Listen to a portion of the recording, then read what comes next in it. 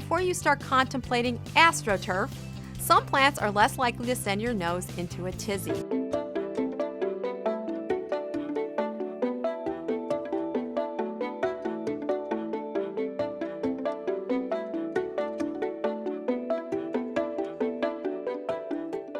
I'm Dr. Miller. If your hay fever is keeping you from enjoying your garden, you may want to rethink what you planted. Any plant that produces pollen, like trees, shrubs, grass, or flowers, has the potential to give you itchy, watery eyes, a drippy nose, and sneezing fits. But before you start contemplating AstroTurf, some plants are less likely to send your nose into a tizzy. These include florist-style hybrid tea roses, old-fashioned pom-pom hydrangeas, hollyhocks, sedum, and irises.